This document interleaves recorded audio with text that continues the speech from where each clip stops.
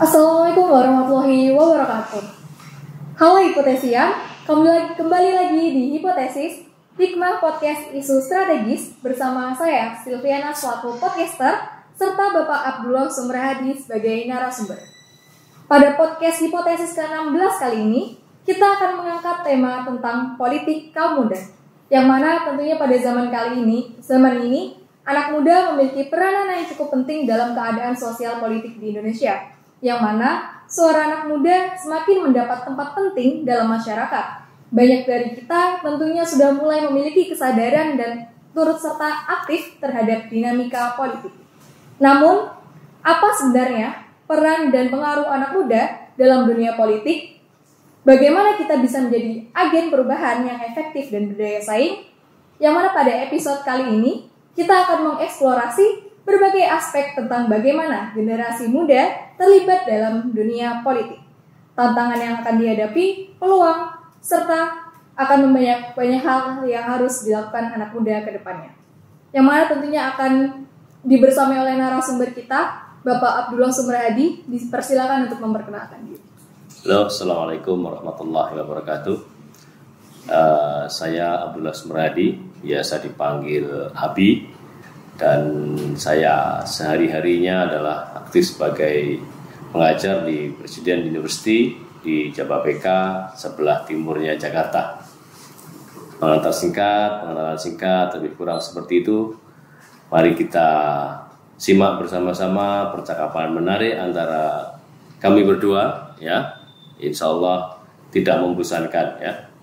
Baik Bapak, berdasarkan tema tadi Bapak mengenai politik anak muda gitu Bapak, sebenarnya sepenting apa sih anak muda ini untuk turut serta berpolitik saat ini Pak? Sangat penting ya, kalau kita melihatnya setidaknya dari sisi semangatnya. Orang muda itu bisa dilihat dari berbagai macam dimensi. Misalnya muda dari sisi usia, terus kemudian juga dari sisi spirit atau semangat. Maka kita bisa mendekatinya dengan paling tidak ya, yang menarik itu adalah dari sisi semangat. Meskipun usianya terbilang tidak lagi muda, tetapi kalau gagasan-gagasannya itu membawa pembaruan, membawa perubahan, membawa dinamisasi menuju ke arah yang lebih baik, maka itu adalah masuk dalam kategori muda. Namun kalau kita sandingkan dengan kategori muda ini dari sisi usia, maka dari usia yang mana yang disebut sebagai usia muda?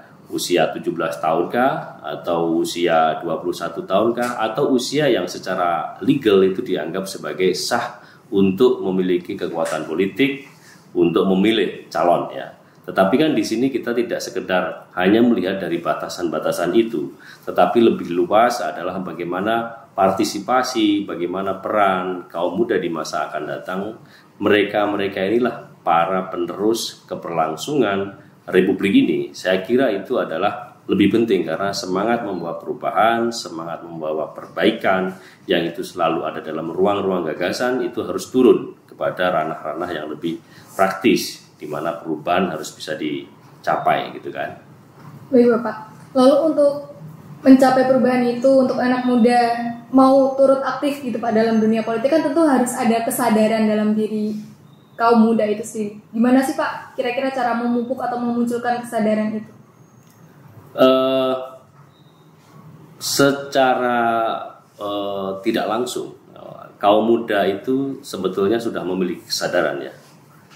Contoh ya, apabila kita bandingkan dengan generasi-generasi yang diyakini bahwa generasi tahun 90-an itu lebih baik daripada generasi atau Gen Z gitu ya.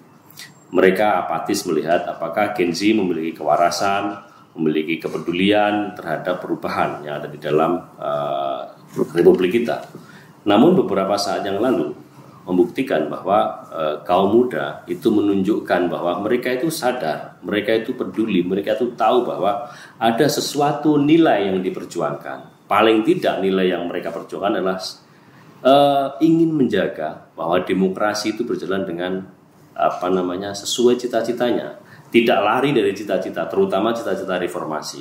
Nah, bagi kaum yang apatis melihatnya sepertinya kan tidak mungkin ada pergerakan, tidak akan ada kepedulian dari kaum muda. Nyatanya kaum muda masih bergerak. Nah, di mana letak peran mereka, apa yang membuat mereka bergerak, itu kan mari kita teliti satu-satu. Misalnya, yang pertama, kesadaran mereka terbentuk dari ruang baca. Ya.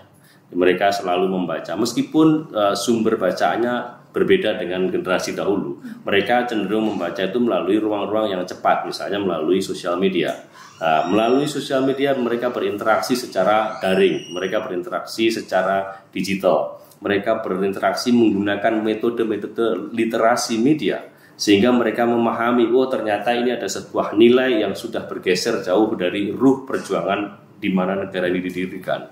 Maka dari model-model literasi digital itulah kemudian timbul kesadaran. Itu yang pertama. Yang kedua, mereka aktif untuk melihat, berperan serta aktif di dalam, misalnya ada perjumpaan-perjumpaan, perkumpulan-perkumpulan, misalnya ikatan pelajar, ikatan mahasiswa, himpunan-himpunan, ya. Saya tidak menyebut nama-nama, nanti dikira promosi kan. Nah, itu kan kemudian dari situ mereka terpancing. Ada satu nuansa di mana nuansa itu perlu diperjuangkan. Nah, kemudian yang ketiga misalnya, tidak hanya berpartisipasi saja, tidak hanya aktif saja, tetapi mereka memiliki satu visi yang ingin diperjuangkan. Mereka melihat bahwa masa depan Indonesia itu tergantung betul kepada mereka di masa yang akan datang.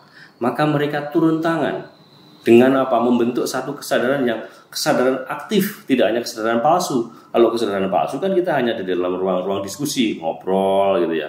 Tetapi kan mereka turun membuat sesuatu yang nyata. Namun sebuah proses ini yang selalu terulang-ulang dan modelnya selalu terduplikasi adalah dari tahun ke tahun, dari generasi ke generasi, model-model untuk menyampaikan aspirasi, atau dalam hal ini adalah aspirasi politik, itu hampir berubahnya sedikit saja. Jadi tensi politik itu akan berubah apabila massa itu menekan, massa turun ke jalan. Nah, itu baru akan terjadi perubahan. Nah, ini harusnya model-model seperti ini harus ada model-model alternatif di mana kaum muda, ya mungkin ada gerakan, tapi gerakannya seperti apa, mari dirumuskan bersama-sama, dicari format yang baik. Karena apa? Ada yang terkorban di situ kan. Ada yang terkorban, yang satu menggunakan legalistic approach, memiliki kekuatan legal untuk menertibkan, untuk membuat suasana menjadi dalam tanda kutip kondusif, ya. Any kind of force itu dia gunakan, sehingga kaum muda yang dipenuhi mahasiswa itu mereka terkena dampak. Apa dampaknya? Ya mereka sakit, ada yang dipenjara sebentar, ada yang mentalnya rusak karena takut, bersuara kritis kan itu. Ini yang harus ada istilahnya agensi atau badan atau bidang yang menyembuhkan kesehatan mental sosialnya para kaum muda ini. Nah, nanti ini kalau tidak ada, mereka apatis. Dan jika apatis, menjangkit menjadi social skepticism, bahwa nggak perlulah kita sebagai orang muda, orang kita menyuarakan suara-suara kritis kita, ternyata kita digebuk, kita dibungkam. Nah, saya tidak akan menuduh siapa itu, tetapi kan nyatanya ada, kan begitu ya. Ya gitu Pak, jadi karena kemarin kan sempat ada beberapa aksi turun ke jalan, juga aksi melalui media sosial gitu Pak ya. Yang mana kemarin ada juga Pak kritikan gitu dari beberapa orang yang mengatakan bahwasanya anak muda yang ikut memposting perihal peringatan darurat ataupun ikut turun ke jalan itu malah ada yang mengatakan kalau FOMO seperti itu Pak. Ya. Itu gimana tanggapan Bapak? Ya, saya akan melihat dari segi sebagai user ya. Bila kita sebagai user melihatnya, informasi itu datangnya dari siapa dulu? Apakah yang menyebarkan itu dari pribadi atau akun yang bisa dipertanggungjawabkan atau tidak? Ternyata akun yang menyebarkan tentang ibaratnya thread itu ya, tentang darurat itu dari akun yang bisa dipertanggungjawabkan.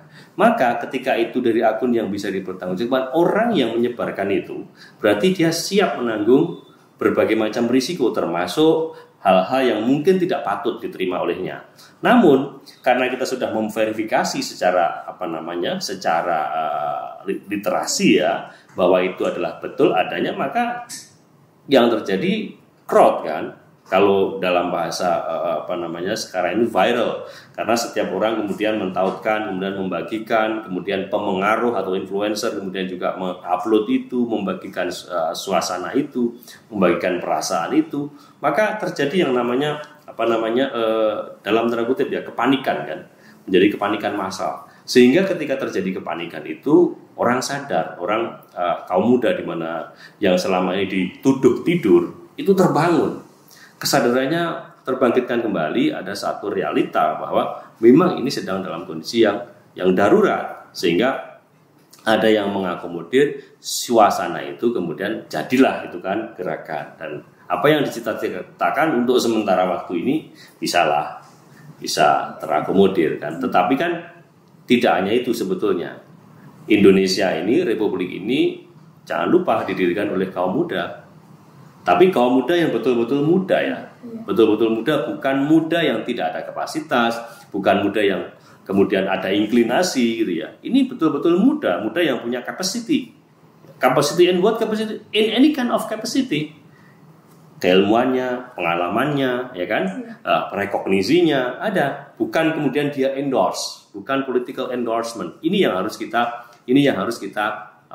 kita telaah, kita teliti lebih baik bagaimana supaya political endorsement ini menjadi tidak bisa hilang memang, tetapi berkurang lah gitu. Lalu Pak, tentunya kan dalam anak muda maupun generasi-generasi yang lain dalam berpolitik kan ada tantangannya tersendiri gitu Pak ya. Mungkin bisa Bapak jelaskan gitu Pak, tantangan maupun yang itu bisa menjadi peluang bagi anak muda untuk turut serta aktif saat ini berpolitik gitu. Tantangan terbesar ya undang-undang parpol itu, tantangan paling besar. Kemudian yang kedua adalah tantangan undang-undang kepemiluan, itu yang paling besar kedua. Karena dari dua model undang-undang itu menjadikan orang ya itu terutama kaum muda ya mau masuk ke dunia politik itu sudah di dalam kepalanya, sudah dalam pergerakannya, bahkan sebelum bergerak tuh dalam rencana pergerakan itu dia sudah mengalami problem. Problemnya apa? Kalau vision mungkin luar biasa, anak-anak muda ini visinya macam-macam, luar biasa. Tetapi kalau sudah nanti terkait dengan bagaimana dia harus melakukan agregasi, mengumpulkan massa dan sebagainya, apakah dia cukup punya modal? Nah, lembaga pemodalan untuk aktif dalam politik ini kan tidak ada, lembaga yang legal kan nggak ada. Itu kan menjadi sebuah suap politik yang dilegalkan, dipahamkan tahun ke tahun kan. Dan dia dalam proses suap politik itu dia harus mempunyai bos atau juragan, atau istilah yang keren di kita itu kan bohir ya. Nah, bohir ini kan minta in return cash atau kind returnnya. Nah, umumnya kan blur antara kind dan return, maka terjadilah perdagangan yang namanya perdagangan kalau di daerah mungkin menjadi perda, mungkin menjadi perwal, perbub dan sebagainya. Dan disitulah untuk mengatur totalitas berpolitik yang tadi dimulai dari satu proses. Nah, kalau kamu mau total berpolitik ya proses itu ikuti. Nah, ini kan kita ngerti nih. Kita ngerti bahwa itu adalah perlu perubahan, perlu dorongan perubahan. Maka kaum muda harus berperan untuk merubah itu supaya ini tidak menjadi tantangan saja, tapi juga ada peluangnya. Dan another thing itu adalah bahwa kita itu terlalu banyak partai. Benar. Terlalu banyak partai. Urusannya adalah sebenarnya ingin membangun partai atau ingin membangun republik ini jauh lebih baik dibandingkan dari tahun-tahun sebelumnya. Ingat, dalam Pancasila sila kelima itu kan jelas kita itu keadilan sosial. Nah, apa prinsip adil itu? Adil itu harus mampu membahagiakan orang. Cukup bahagiakah warga Indonesia? Cukup bahagiakah orang muda Indonesia? Belum tentu bahagia mereka. Nah, kategorisasinya mudah saja. Kalau ada konser musik dangdut koplo, mereka sangat asik menikmati. Artinya apa? Indikator kebahagiaan mereka belum bagus. Karena apa? Eskapisme dalam kehidupan mereka itu menyanyikan lagu-lagu yang lagu-lagunya membuat tidak pada semangat, tapi semangat semangat yang dalam tanda kutip ya, semangat negatif, meratapi hidup. Kamu perhatikan itu. Setiap banyak sekali aktivitas politik pasti disandingkan dengan artis dangdut kan. Ya kan? Ya itu kan mereka diajak untuk meratapi. Tetapi untuk diajak memikirkan masa depan belum tentu dong, karena mereka hanya diambil suaranya kan. Mereka hanya diambil suaranya, maka perlu pemengaruh. Pemengaruhnya itu siapa? Artis siapa ya, macam-macam lah, nggak usah sebut nama ya. Tetapi dari situ kan terjadi kerumunan massa. Nah, dari kerumunan massa inilah kemudian timbul yang namanya suara kan gitu. Timbullah dukungan. Nah, ini masalah satu. Kedua, partai kita terlalu banyak sehingga manusia atau pemilih ini tersegregasi ke dalam masing-masing basis-basis pemilihan. Kenapa sih kita tidak berimajinasi sebagai kaum muda memikirkan bahwa partai itu minimalis aja, sehingga kontestasi panggung politiknya itu lebih jelas. Coba bayangkan misalnya di Jogja ini, di Kabupaten Sleman, itu yang mendukung calon tertentu itu hampir semua partai. Iya kan? Nah, itu kan ibaratnya kan seperti nggak fair.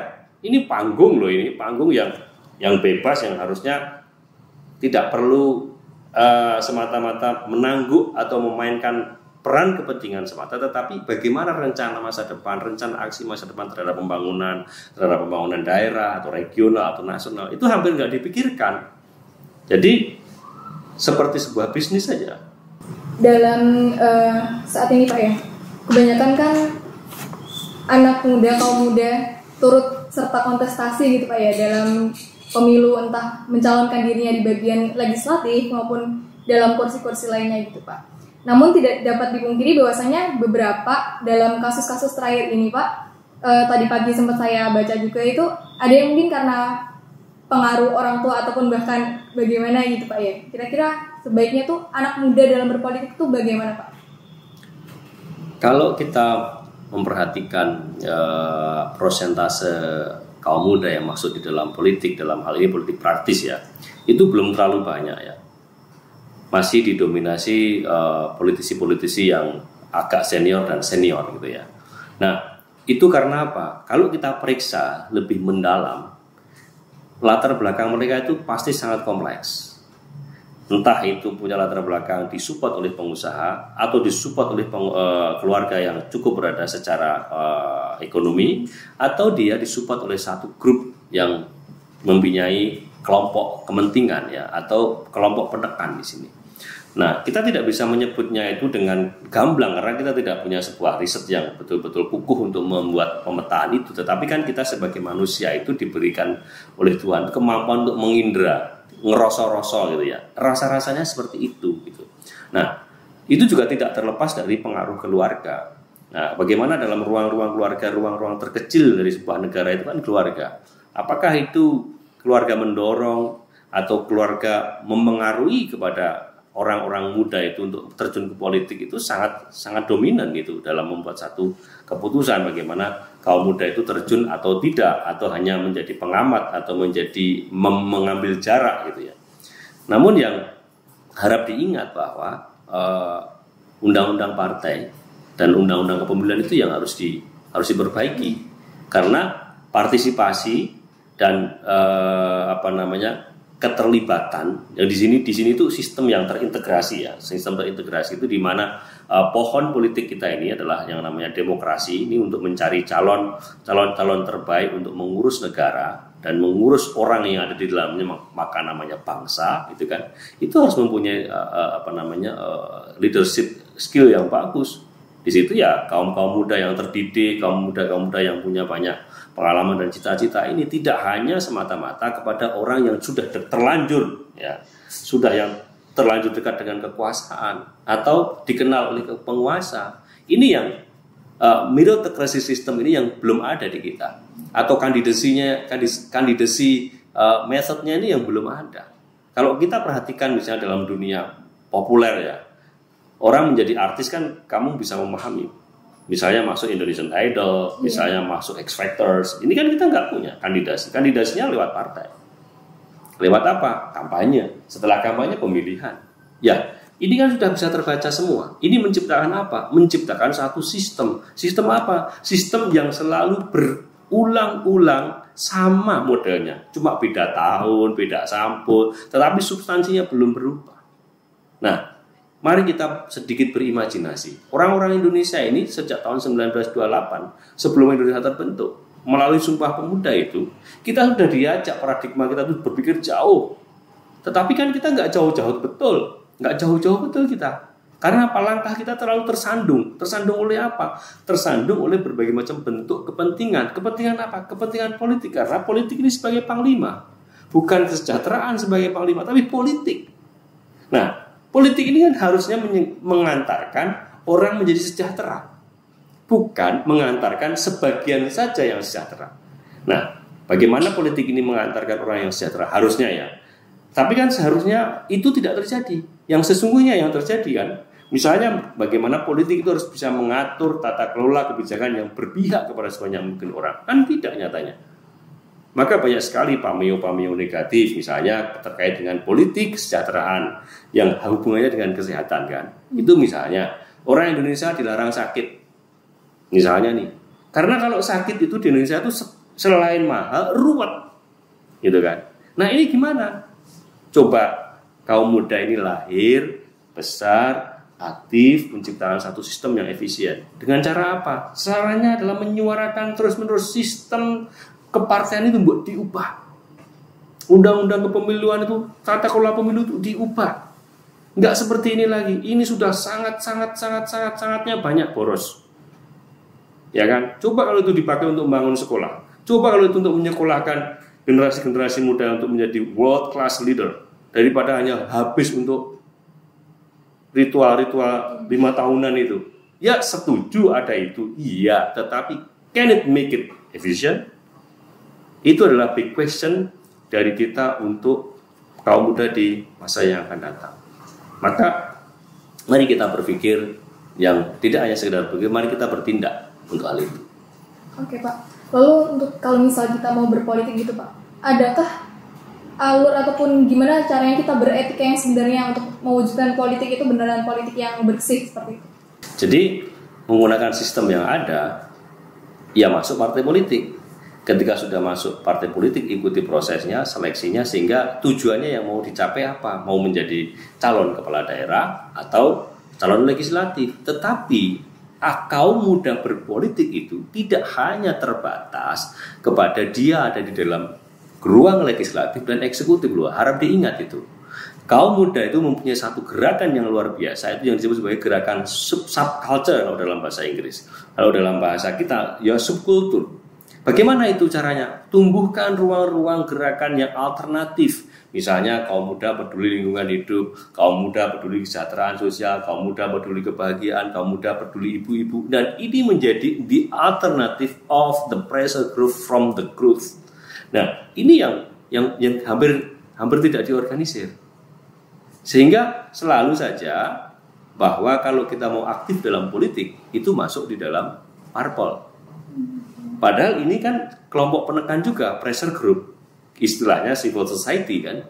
Nah, civil society dari kaum muda ini kan harus banyak ditumbuhkan. Untuk apa? Untuk menjadi kekuatan penyeimbang, di mana ketika yang satu sudah terlalu kuat, terlalu jauh, inilah yang menjadi penyeimbang untuk memberikan satu peringatan. Nah, kalau tidak ada, ya berbahaya. Karena ingat, bukti dan tesis membuktikan kalau sudah masuk dalam ruang kekuasaan itu cenderung terus gitu, cenderung ingin berkuasa terus, cenderung ingin melajukan ruang-ruang dan rentang kekuasaannya, sehingga tidak memberi peluang orang baru. Ini yang harus diingatkan dan kalau bisa dicegah gitu. Dengan apa? Menumbuhkan ruang-ruang baru, orang-orang baru, semua serba baru. Karena kita meyakini bahwa tidak ada yang pernah abadi di dunia ini kecuali perubahan itu, kecuali dinamika itu kan gitu. Jadi kalau selalu berada di sekitar itu berarti tidak ada dinamika. Dinamikanya yang membuat mereka sendiri seolah-olah dinamis, padahal kan nggak dinamis. Itu. Lalu untuk melakukan perubahan itu Pak, kita itu perlu menggait siapa saja sih Pak yang mampu mendukung kita untuk mencapai perubahan itu? Ya, seperti yang sudah kita pahami bersama ya, di Republik kita ini, bahkan di isu global juga, kalau sesuatu itu gone viral, sudah menjadi viral, itu akan mudah untuk melead perubahan. Tetapi kan untuk menjadi gone viral itu kan sesuatu yang dalam tanda kutip itu 50-50 ya.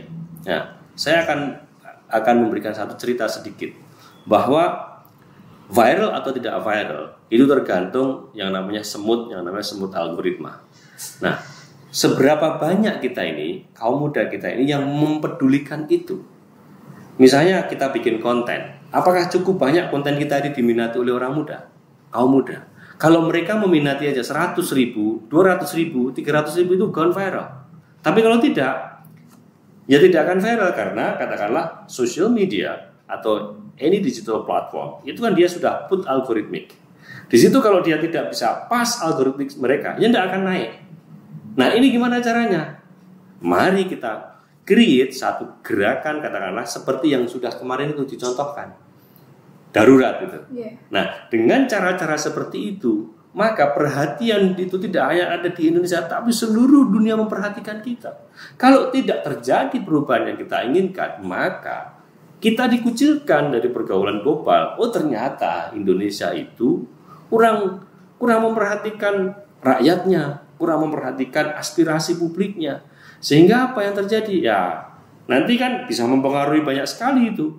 Kita belum bicara tentang indeks ini dan itu ya, tetapi itu sudah mempengaruhi persepsi internasional, persepsi regional bahwa Indonesia itu didn't care with the change and transformation. Lalu apakah anak muda itu sangat berpengaruh gitu Pak terhadap kebijakan publik ataupun perubahan pada kebijakan yang ada saat ini gitu Pak? Ya kalau kita ngelihat dari sisi statistik ya jelas dong. Karena penduduk kita itu lebih banyak didominasi oleh usia muda dan anak usia dini kan saat ini.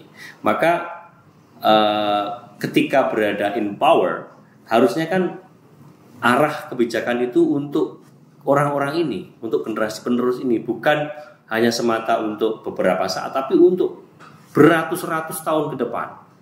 Bahwa generasi yang akan datang ini mampu untuk meneruskan cita-cita republik ini. Nah, bagaimana caranya? Dengan mengawal kebijakan atau rancangan kebijakan yang dibuat oleh level daerah sampai level pusat. Secara undang-undang dan aturan kan dibuka peluang untuk ada public hearing kan. Maka kaum muda itu boleh masuk, boleh ikut berpartisipasi aktif dan menyuarakan gagasan-gagasannya. Nah kalau tidak ada suara dan tidak ada gagasan, maka tidak akan ada perubahan. Dianggap mereka paham, dianggap mereka tahu. Wong sudah diberikan gagasan saja, diberikan ide, itu diteruskan rencananya mereka. Rencananya kaum muda, rencananya anak muda tidak didengar. Nah itu yang menjadi persoalan. Bagaimana kita mampu mengawal itu? Maka kita ciptakanlah ruang-ruang diskusi yang terus aktif. Namun sebenarnya Pak, menurut Bapak nih kondisi sosial politik di Indonesia saat ini itu bagaimana Pak? Jika dibandingkan mungkin tahun-tahun sebelumnya atau sama negara-negara luar seperti itu, yang mungkin menganut demokrasi juga. Ya, kalau kita lihat dari sisi permukaan, negara kita ini baik-baik saja. Seperti tidak ada masalah.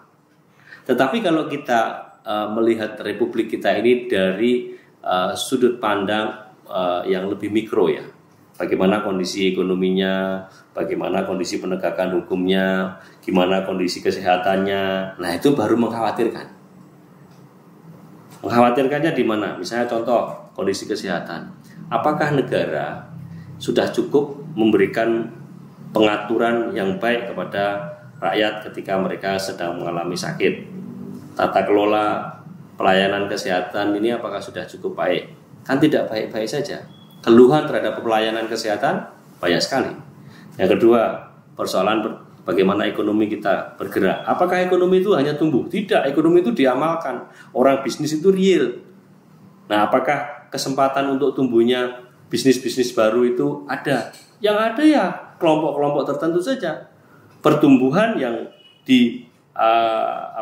diangan-angankan itu kan hanya beberapa saat lalu itu pertumbuhannya baik. Sekarang kan purchasing power kita kan turun. Orang ogah loh jajan sekarang. Mending duitnya disimpan karena tidak ada kepastian toh. Nah, soal pendidikan. Kita ini ranking perguruan tinggi kita itu di Asia Tenggara ini apakah cukup top rankingnya? Kan enggak baik-baik saja kan. Ya. Ini berarti apa?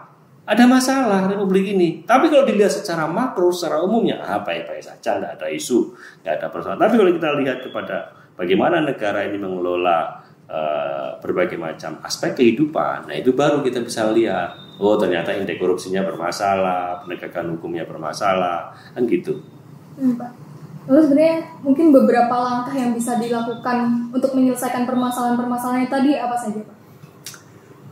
Ya, paling tidak kita harus menyukseskan transisi kepemimpinan ini sampai tahun 2029 kan.